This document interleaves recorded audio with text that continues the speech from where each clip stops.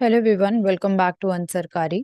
Today we are continuing with the geography series and we will be starting the topic of geomorphology.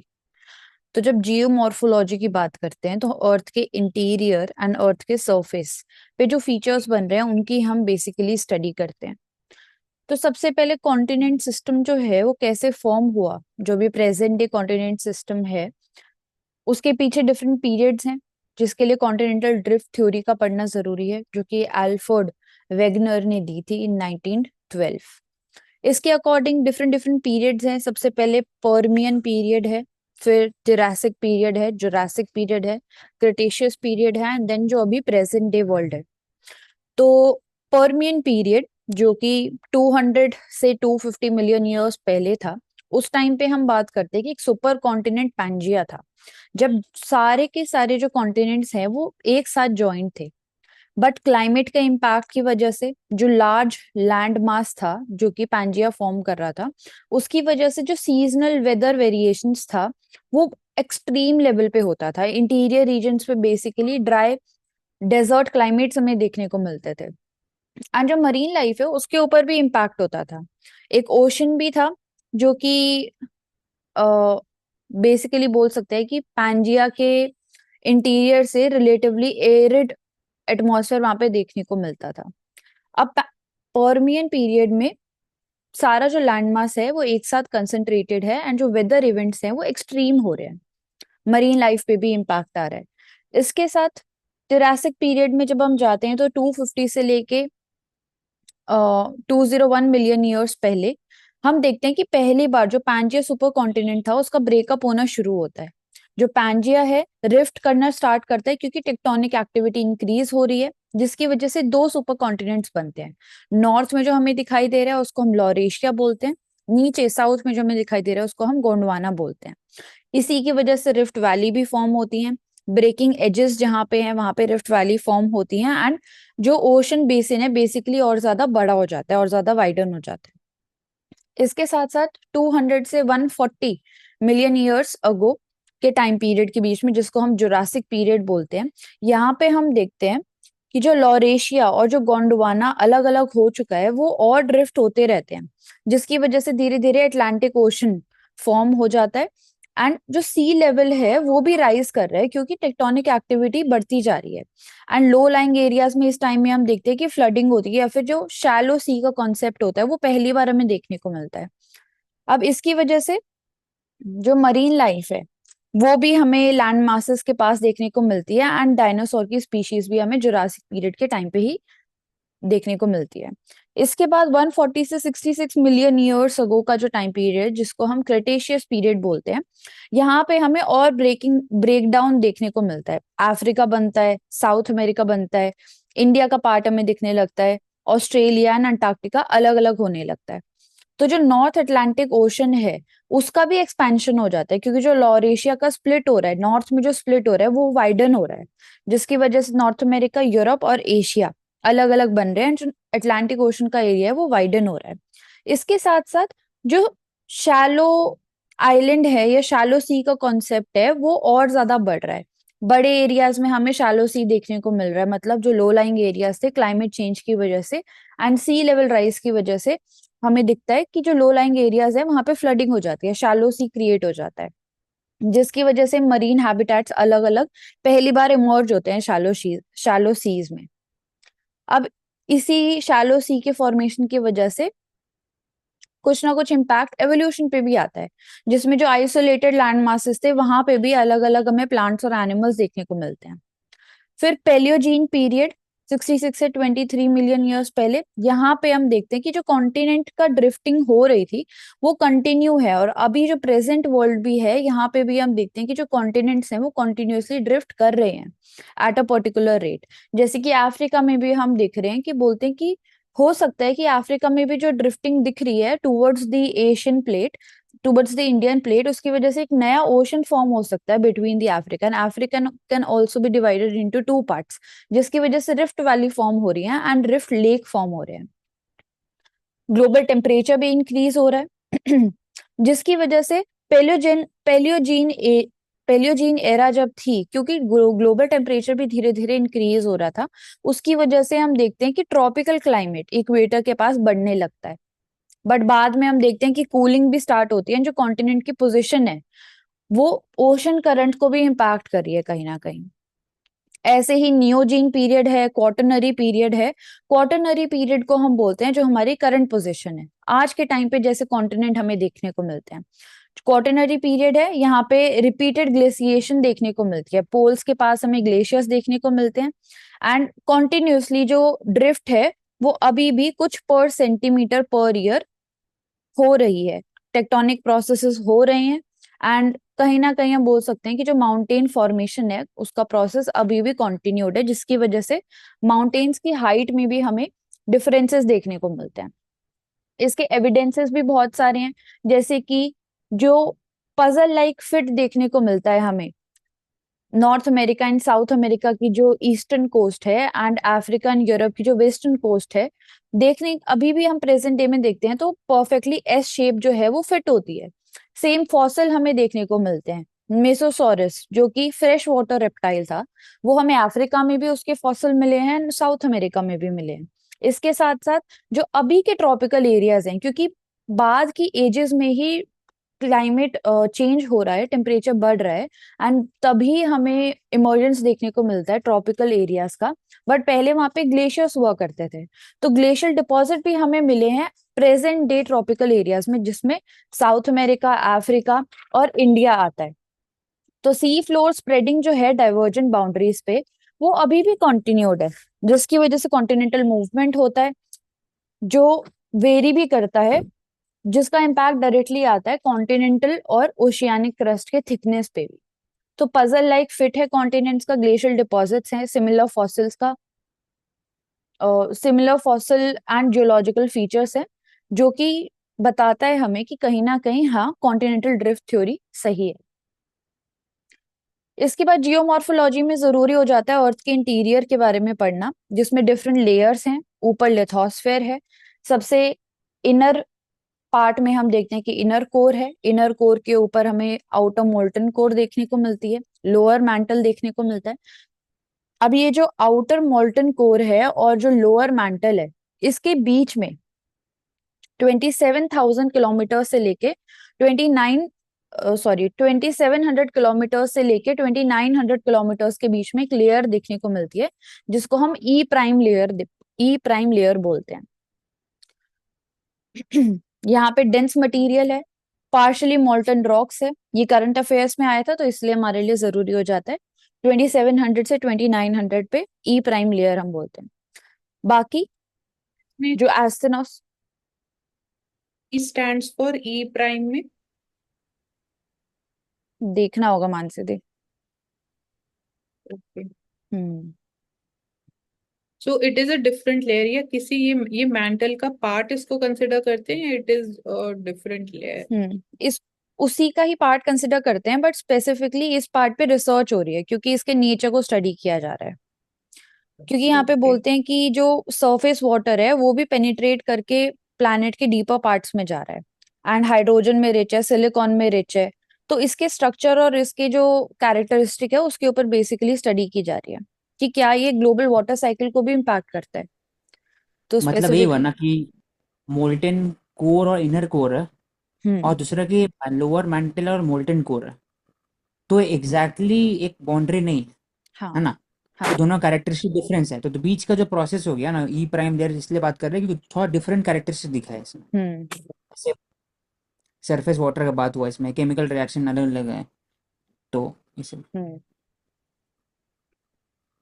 इसके ऊपर एस्टेनॉस्फेयर देखने को मिलता है, जो कि semi fluid kind of layer है, उसकी प्लास्टिसिटी और विस्कोसिटी की वजह से इनेबल हो पाती है जो लिथोस्फेयर की हमारी डिफरेंट डिफरेंट लेयर्स हैं, जिसकी वजह से ओशन सरफेस के ऊपर डिफरेंट फॉर्मेशन देखने को मिलता है, माउंटेन्स के ऊपर भी इम्पैक्ट देखने को मिलता है। जो प्लेट टेक्टोनिक है, मतलब अर्थ की जो लिथोस्फेरिक प्लेट्स हैं एस्टेनॉस्फेयर के ऊपर, उनका मूवमेंट हो रहा है। इसी में डिफरेंट बाउंड्रीज बनती हैं, जैसे 3 टाइप की बाउंड्री बनती है, डाइवर्जेंट, कन्वर्जेंट और ट्रांसफॉर्म बाउंड्रीज। डाइवर्जेंट बाउंड्रीज होती हैं जो कि एक दूसरे से ऑपोजिट डायरेक्शन में मूव कर रही है, जिसकी वजह से मैग्मा राइज करता है गैप के बीच में से एंड नया क्रस्ट का फॉर्मेशन होता है, जिसका एग्जाम्पल मिड ओशियनिक रिजेस भी है, ओशन बेसिन के ऊपर जो फॉर्म होती है। फिर कन्वर्जेंट बाउंड्रीज होती है जिसमें जो प्लेट्स है वो कोलाइड कर रही है। जो थिकर प्लेट है, डेंसर प्लेट है, वो नीचे की तरफ मूव करती है एंड जो लेस डेंसर प्लेट है वो ऊपर की तरफ मूव करती है, जिस प्रोसेस को हम सबडक्शन बोलते हैं। इसकी वजह से माउंटेन फॉर्मेशन होता है एंड ओशन ओशन के अंदर ओशन ट्रेंचेस हमें देखने को मिलती है। फिर ट्रांसफॉर्म बाउंड्री होती है जिसमें प्लेट्स जो हैं वो एक दूसरे के साइड से बेसिकली रब करके स्लाइड हो जाती हैं, जिनकी वजह से अर्थक्वेक होते हैं एंड उनकी वजह से फॉल्ट लाइंस बनती हैं। सो ये पूरा प्रोसेस होता है प्लेट टेक्टोनिक्स का एंड इन्हीं की वजह से अर्थ के डिफरेंट डिफरेंट जियोलॉजिकल फीचर्स बनते हैं। एंड इस पूरे ही प्रोसेस को जो बार बार चीजें अकर कर रही हैं एंड डिफरेंट डिफरेंट हमें कैरेक्टरिस्टिक्स देखने को मिल रहे हैं, इस पूरे प्रोसेस को हम जियो रिसाइकलिंग भी कह सकते हैं। मतलब जो क्रस्ट मटेरियल है, अर्थ की टोपोग्राफी है, कुछ ना कुछ उसमें चेंजेस हो रहे हैं, तो जियोलॉजिकल रिसाइकलिंग हो रही है। अब इसके बाद डिफरेंस आता है ओशियानिक क्रस्ट में और कॉन्टिनेंटल क्रस्ट में। इनकी डेंसिटी और इनकी थिकनेस दोनों में डिफरेंस देखने को मिलता है। ओशियानिक क्रस्ट जो कि मेजरली बेसाल्टिक रॉक से बनी है एंड कॉन्टिनेंटल क्रस्ट जो कि मेजरली ग्रेनाइटिक रॉक से बनी है। अब बेसाल्टिक रॉक से जो बनी है ओशियानिक क्रस्ट, वहां पे हमें हेवियर मेटल मिलते हैं अभी भी, जैसे आयरन या फिर मैग्नीशियम। जबकि कॉन्टिनेंटल क्रस्ट की जब बात करते हैं तो सिलिका, एल्यूमिनियम जैसे मिनरल्स ज्यादा देखने को मिलते हैं। इन जो टाइप के मिनरल्स हमें ओशियनिक और कॉन्टिनेंटल क्रस्ट में मिल रहे हैं, उसी की वजह से उनका कलर भी डिफर करता है एंड उनकी डेंसिटी भी डिफर करती है। जो डेंसिटी है वो ज्यादा होती है ओशियानिक क्रस्ट की, क्योंकि हेवियर मेटल मिल रहे हैं वहां पे हमको। कॉन्टिनेंटल क्रस्ट में हम लेस डेंसिटी देखते हैं। थिकनेस की बात जब आती है तो कॉन्टिनेंटल क्रस्ट थिकर होती है, 30 to 70 किलोमीटर तक होती है। ओशियानिक क्रस्ट की थिकनेस कम होती है। तो ओशियानिक थिकनेस में कम है, डेंसिटी में ज्यादा है। कॉन्टिनेंटल थिकनेस में ज्यादा है बट डेंसिटी में कम है। एंड क्योंकि हेवियर मेटल्स मिल रहे हैं, जैसे टाइप के मेटल्स मिल रहे हैं, उसकी वजह से डार्कर कलर होता है ओशियानिक क्रस्ट का। कॉन्टिनेंटल क्रस्ट में सिलिका और एल्यूमिनियम के प्रेजेंस की वजह से लाइटर कलर में मिलता है। इसी की वजह से हम देखते हैं, क्योंकि डेंसिटी ज्यादा है ओशियानिक क्रस्ट की, तो जब सबडक्शन का भी प्रोसेस होता है, जब डीप सी ट्रेंचेस फॉर्म होती हैं या फिर वॉल्केनिक आर्क्स फॉर्म होती हैं, तो ये जो ओशियानिक क्रस्ट है ये इजिली सबडक्ट कर जाती है। बट जो कॉन्टिनेंटल क्रस्ट है वो ऊपर की तरफ लिफ्ट होती है, तो अपलिफ्ट होती है, जिसकी वजह से माउंटेन रेंजेस फॉर्म होती हैं, जो कन्वर्जेंट बाउंड्री हमारी फॉर्म होती है।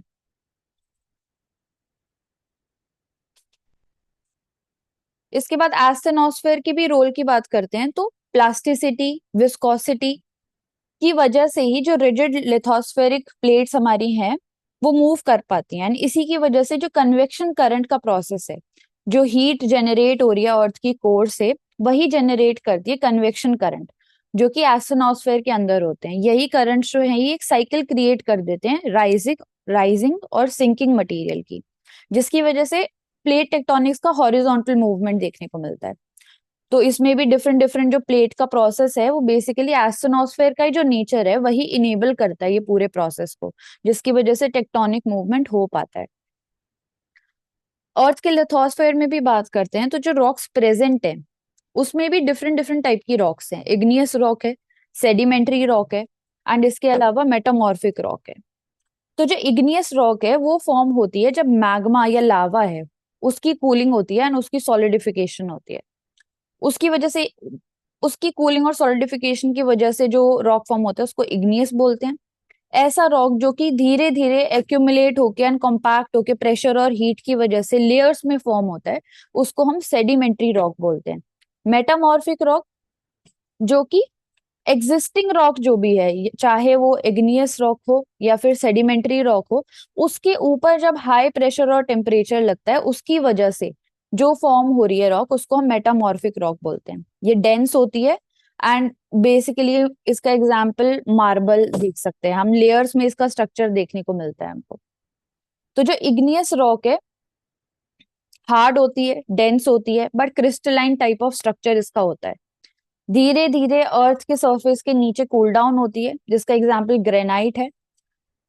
अगर अर्थ के अंदर कूल डाउन हो रही है, उसका एग्जाम्पल हम ग्रेनाइट देख सकते हैं। और अगर अर्थ के सरफेस के ऊपर ये जो मैग्मा है या लावा है, ये कूल डाउन हो रहा है, तो उसको हम बेसाल्ट रॉक बोलते हैं। तो दो एग्जाम्पल हो गए इग्नियस रॉक के। सेडिमेंट्री रॉक की बात करते हैं तो कंपैरेटिवली सॉफ्टर होती हैं एंड लेयर्स का फॉर्मेशन होता है सेडिमेंट्री रॉक्स में। फॉसिल कंटेन करती हैं, मरीन ऑर्गेनिज्म हो सकता है, कुछ भी हो सकता है, जिसके एग्जाम्पल हम लाइमस्टोन देखते हैं। अगर ग्रेन्स के फॉर्म में है और ज्यादा कॉम्पैक्टेड है, तो उसका एग्जाम्पल एक सैंडस्टोन हो जाता है। अब वैसे ही जो एग्जिस्टिंग इग्नियस रॉक थी, उसके ऊपर ही अगर प्रेशर और टेम्परेचर लग रहा है, तो इन्हीं के वेरिएशन में जैसे हमें मार्बल या शिस्ट देखने को मिलता है, जो कि ऑलरेडी एग्जिस्टिंग रॉक के ऊपर ही प्रेशर और टेम्परेचर लग रहा है, वो फॉर्म हो रही है। स्पेसिफिकली अगर सेडिमेंट्री रॉक की हम बात करते हैं, तो उसका जो कॉम्पोजिशन है, उसका जो कॉम्पैक्शन हो रहा है, मिनरल और ऑर्गेनिक मटेरियल जो मिल रहा है उसमें, वो बहुत लंबे टाइम पीरियड के लिए था। इसीलिए उसकी इकोनॉमिक इंपॉर्टेंस भी ज्यादा है बाकी रॉक्स के कंपैरिजन में, क्योंकि सेडिमेंट्री रॉक जो है उससे फॉसिल फ्यूल के बेसिकली ट्रेसेस वहां पे मिलते हैं, जिसकी वजह से कोल मिलता है, ऑयल मिलता है, नेचुरल गैस मिलता है। जो क्रिटिकल एनर्जी रिसोर्सेज है, वो हमें सेडिमेंट्री रॉक से मिलते हैं। इसके अलावा लाइमस्टोन, सैंडस्टोन, जो कि कंस्ट्रक्शन सेक्टर में बहुत ज्यादा वाइडली यूज होता है। एंड ये सेडिमेंट्री रॉक की फॉर्मेशन होते हैं जहाँ पे एक्वीफायर होते हैं, जो कि स्टोर करते हैं हमारा ग्राउंड वाटर। तो ड्रिंकिंग वाटर और एग्रीकल्चर पर्पसेस भी जो हमारी है, जो वाटर रिसोर्सेज हमें मिलते हैं, वो एक्वीफायर्स भी सेडिमेंट्री फॉर्मेशंस के अंदर ही मिलते हैं। इसके साथ साथ कुछ इंपॉर्टेंट मिनरल डिपॉजिट भी हैं, जैसे कि सॉल्ट हो गया, जिप्सम हो गया, या कोई और मेटालिक और हो गया, वो हमें सेडिमेंट्री रॉक से मिलते हैं। इग्नियस रॉक की भी डिटेल में अगर बात करते हैं, तो अलग अलग टाइप होते हैं इनके केमिकल कॉम्पोजिशन के ऊपर, और इनकी किस रेट पे कूलिंग हो रही है उसके ऊपर।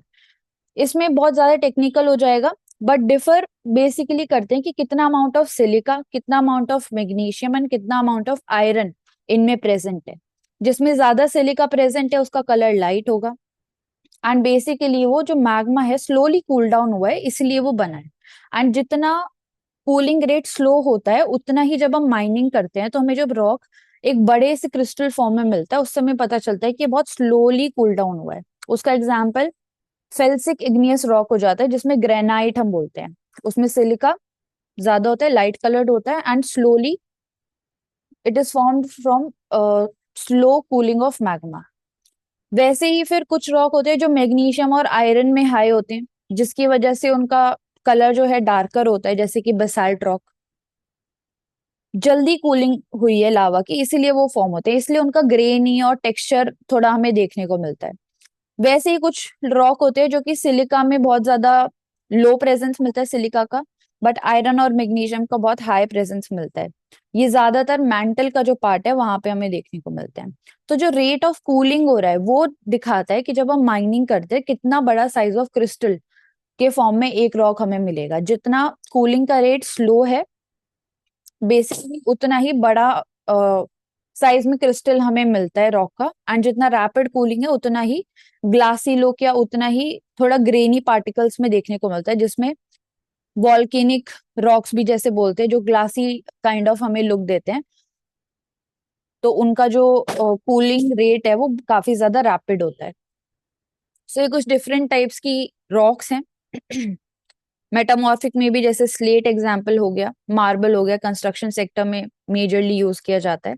कॉपर एंड टिन मिनरल्स हैं जो कि इग्नियस रॉक से मिलते हैं। तो जितने भी रॉक्स हैं, वो एक कुछ ना कुछ चैलेंजेस फेस करते हैं आज के टाइम पे। ओवर एक्सट्रैक्शन देखने को मिलता है उनका, सीमेंट प्रोडक्शन में यूज होते हैं, माइनिंग ज्यादा हो रही है जिसकी वजह से इन्वायरमेंटल डिग्रेडेशन हो रहा है, ग्रीन हाउस गैसेस उस पूरे प्रोसेस में एमिट होती हैं, जो हैबिटेट होता है उसका डिस्ट्रक्शन होता है। और जब मार्बल और स्लेट की भी बात करते हैं, उनकी भी जब क्वेरिंग का प्रोसेस होता है, तो वेस्ट प्रोडक्शन भी पीछे होता है। मेजरली इंडिया के अंदर हम देखते हैं कि इग्नियस रॉक का जो एक्सट्रैक्शन, जैसे ग्रेनाइट, बेसाल्ट, राजस्थान कर्नाटका के रीजन में मिलता है। मिनिस्ट्री ऑफ माइंस इसके लिए इंपॉर्टेंट हो जाती है। दिन न्यूज में हमने देखा था कि 6 किलोमीटर डीप होल हम ड्रिल कर रहे हैं इन महाराष्ट्र, कोयना। दो रीजन है इसके, एक तो जियोथर्मल एनर्जी का पोटेंशियल है वहां पे उसको हार्नेस करने के लिए, एंड इसके अलावा कुछ रीसेंट ईयर्स में हमने देखा है कि बहुत फ्रीक्वेंटली अर्थक्वेक्स वहां पे देखने को मिल रहे हैं पूरे रीजन के ही अंदर, तो सेस्मिक रिसर्च के लिए भी ये इंपॉर्टेंट हो जाएगा। एंड रॉक से ही रिलेटेड होते हैं हमारे different type of fossil parks, जो कि इंडिया में बहुत सारे हैं भी, जैसे कि कच्छ और गुजरात में है। बट ये जितने भी फॉसिल पार्क्स हैं, जो जियोलॉजिकल हेरिटेज है, वो बहुत सारे चैलेंजेस फेस करता है। फॉर एग्जाम्पल इलीगल माइनिंग है, लैंड इंक्रोचमेंट हो रहा है, अर्बनाइजेशन है बट प्लान नहीं है, कंस्ट्रक्शन सेक्टर के लिए माइनिंग ज्यादा बढ़ गई है, सैंड माइनिंग बढ़ गई है, एंड बेसिकली जो जियोलॉजिकल लिटरेसी है लोगों के अंदर वो उतनी ज्यादा नहीं है, उनको इम्पोर्टेंस नहीं पता है। सो इंडिया के अंदर भी 34 नोटिफाइड जियोलॉजिकल मॉन्यूमेंट्स है, GSI geological survey of India responsible है। इसके अलावा बायोडाइवर्सिटी एक्ट 2002, उसके अंदर भी बायोडाइवर्सिटी रिजर्व 18 नोटिफाइड है इंडिया के अंदर। कुछ चैलेंजेस है जिसमें दो एग्जाम्पल हो जाते हैं, जैसे शिवालिक हिल, जो कि जहाँ पे हमें फॉसिल्स जुरासिक पीरियड के मिलते हैं, बट जो चैलेंजेस हैं उसकी वजह से बोल सकते हैं कि जियोलॉजिकल हेरिटेजेस को हम प्रिजर्व नहीं कर पा रहे हैं। फॉसिल पार्क जो कि कच्छ और राजस्थान गुजरात में लोकेटेड है, वहां पे भी इलीगल माइनिंग, लैंड इंक्रोचमेंट जैसे चैलेंजेस हम फेस कर रहे हैं। इंपॉर्टेंट जो अभी न्यूज में आए थे, जिसमें ढाला मीटियोराइटिक इम्पैक्ट क्रेटर शिवपुरी मध्य प्रदेश में लोकेटेड है, लोनार क्रेटर जो कि महाराष्ट्र में लोकेटेड है, एंड वराकला क्लिफ जो कि तिरुवनंतपुरम में लोकेटेड है इन केरला। सो ये तीन रिसेंटली हमने न्यूज में देखे थे जियोलॉजिकल हेरिटेज साइट्स, तो ये इंपॉर्टेंट हो जाते हैं। इसके लिए जरूरी है कि जियोलॉजिकल लिटरेसी भी हम लोगों के अंदर प्रमोट करें, उनका कंजर्वेशन प्रमोट करें। तो जियो हेरिटेज साइट्स जो हैं दूसरे कंट्रीज में भी हैं, Canada, China, Spain, US, UK, and वहां पे बेसिकली उनको नेशनल पार्क में उन्होंने कन्वर्ट कर दिया है ताकि उसको कंजर्व कर पाए। यूनेस्को भी गाइडलाइन देता है कि जियो पार्क्स कैसे क्रिएट करने चाहिए एंड कैसे कंजर्वेशन हम उनका कर सकते हैं। यूरोप के अंदर 73 जोन्स हैं जियोलॉजिकल हेरिटेज की।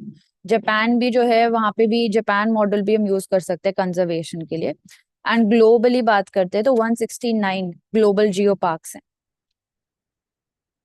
थाईलैंड एंड वियतनाम भी एक एग्जांपल हो जाते हैं जियोलॉजिकल और नेचुरल हेरिटेज को कंजर्व करने के लिए। एंड जियोलॉजिकल हेरिटेज को ही हम नॉन कन्वेंशनल टूरिज्म में भी प्रमोट कर सकते हैं। इसके बाद जो डिफरेंट डिफरेंट रॉक्स हैं, यहाँ पे इससे पहले जरूरी हो जाता है कि इनके अंदर भी वेदरिंग का प्रोसेस हो रहा है, एंड रॉक्स के टूटने से बेसिकली सॉइल का भी फॉर्मेशन हो रहा है। तो वेदरिंग क्या है? वेदरिंग बेसिकली बड़े रॉक्स का ब्रेकडाउन हो रहा है छोटे पार्टिकल्स में।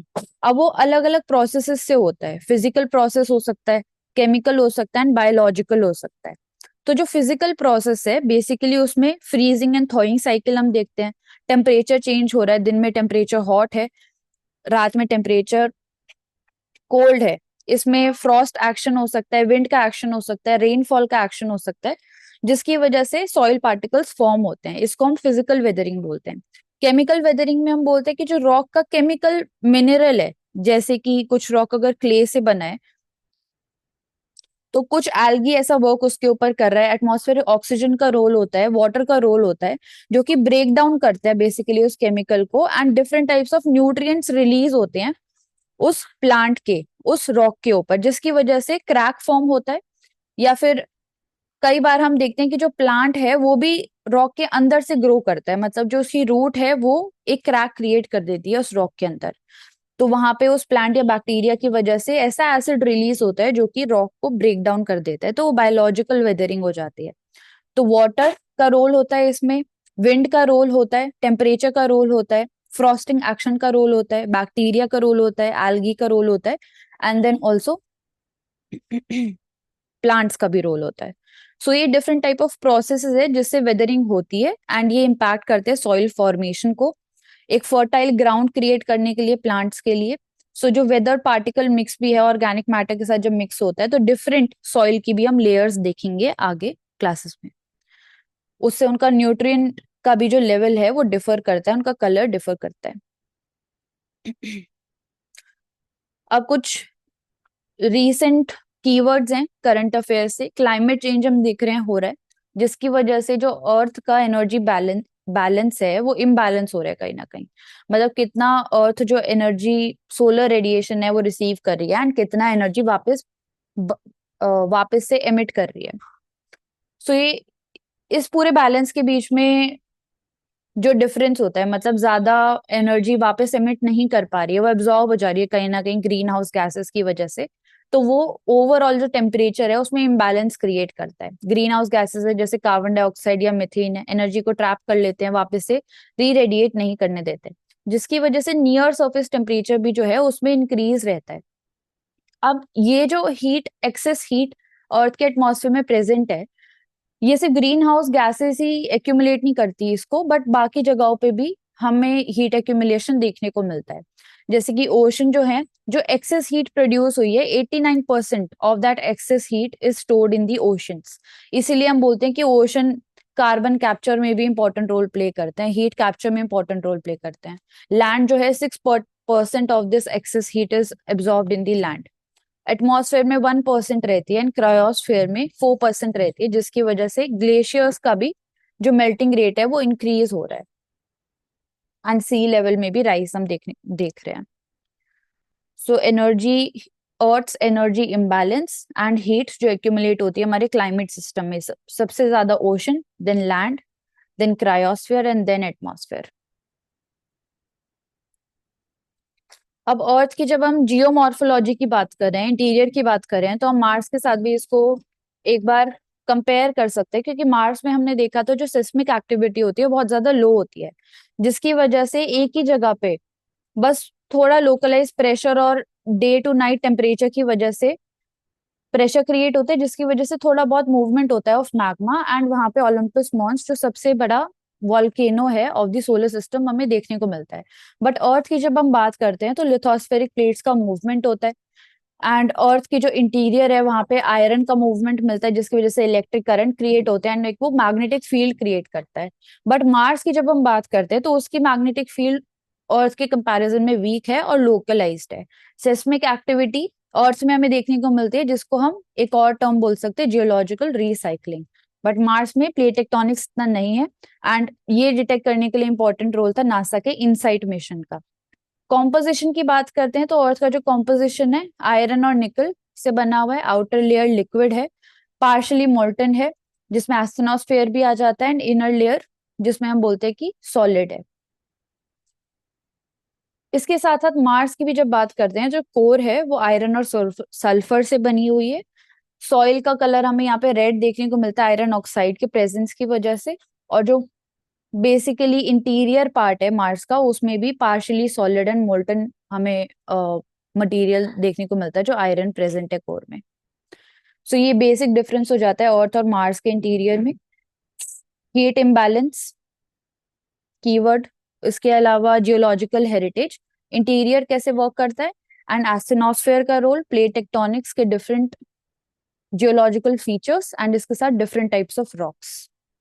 So thank you so much everyone for joining Ansarkari. Keep watching and keep learning with us.